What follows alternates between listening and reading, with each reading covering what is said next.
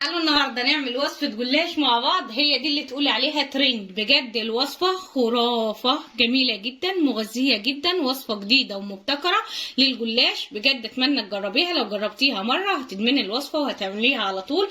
فتعالي نسمي بسم الله ونصلي على رسول الله ونبدأ في الوصفة بتاعتنا.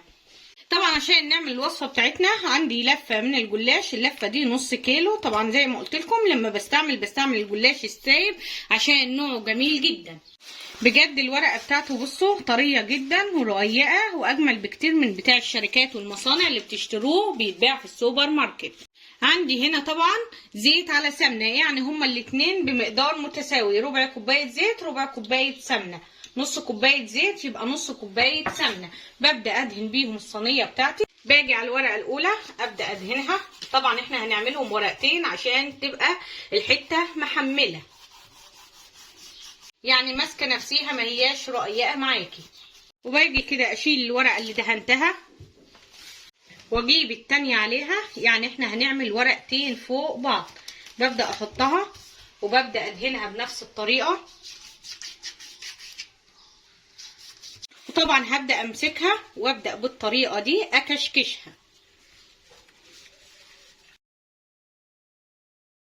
بعد ما كشكشناها بنيجي كده ونبدأ نحطها في الصينية، ما بنسيبهاش مكتومة قوي ولا هي مفرودة قوي، بالطريقة اللي انتوا شايفينها. وبرجع اخد ورقتين بنفس الطريقة اللي احنا عملناها الطريقة الاولانية. لو عندك حاجة مقطوعة زي دي كده خليها جواها، يعني حط الورقة اللي من تحت السليمة واللي من فوق المتقطعة.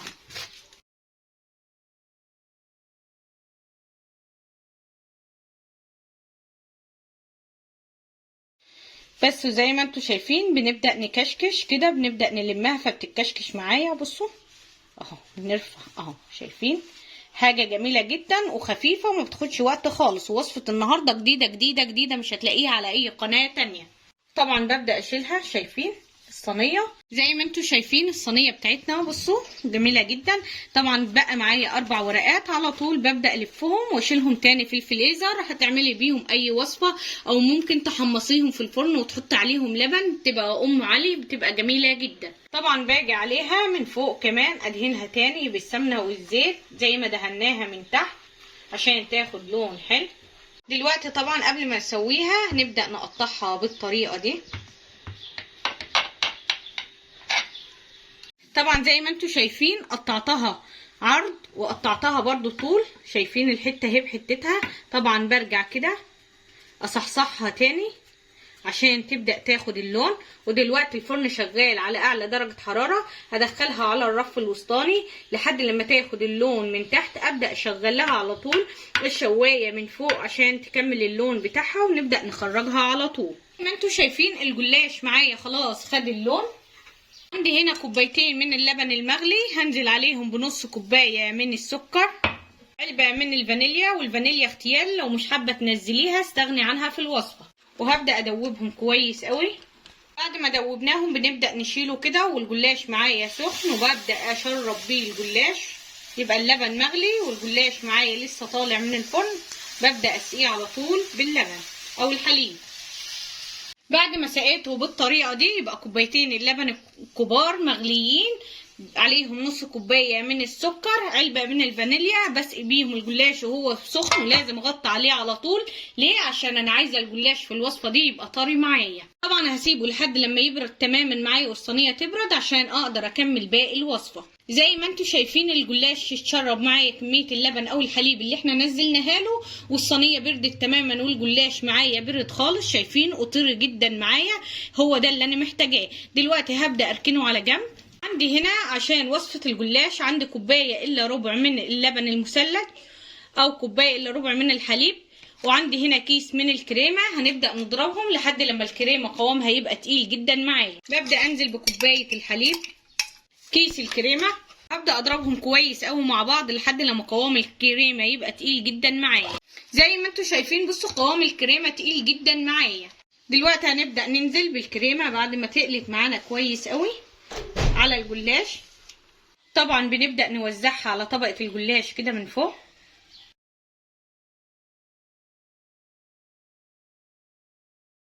زي ما انتوا شايفين سوينا الطبقه بالطريقه دي طبعا دلوقتي هدخلها الفريزر 10 دقايق بس طبقة الكريمة تتشمع، لان احنا حاطين طبقة كريمة رقيقة. زي ما انتوا شايفين طبقة الكريمة معايا اتشمعت، يعني مسكت نفسيها. حطيتها زي ما قلت لكم في الفريزر 10 دقايق. دلوقتي هنيجي عليها، طبعا هنبدأ ننزل عليها بصوص الكراميل. صوص الكراميل ده عملته معاكم في القناة في وصفة بسبوسة جديدة ومبتكرة برضو، هسيبها لكم في صندوق الوصف عشان تجربوا وصفة البسبوسة وتجربوا صوص الكراميل. طبعا الصوص كان جمد معايا في التلاجة، فرجعت زودته حبة كمان من الحليب او اللبن. ببدأ انزل بيه بالطريقة دي. شايفين؟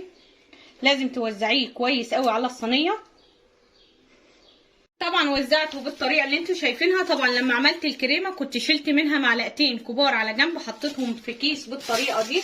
هبدا اعمل خطوط فوق الكراميل. طبعا الكراميل نزلناه بارد، ما ينفعش تنزليه لو انت لسه عاملاه حالا، ما ينفعش تنزليه سخن، هيبوظ لك طبقه الكريمه والشكل العام مش هيبقى حلو ليها خالص. بعد ما عملناها بالطريقه دي عندي خله من الاسنان، ببدا كده من فوق لفوق ابدا احرك كريمه مع الكراميل فتبدا تعمل لي شكل اهو زي ما انتوا شايفين كده.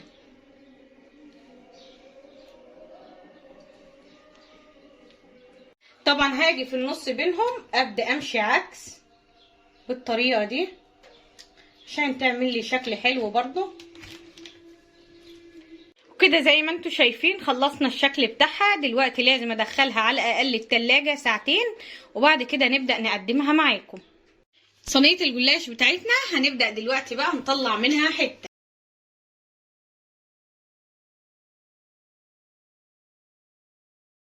تعالوا شوفوا الحتة اللي طلعناها.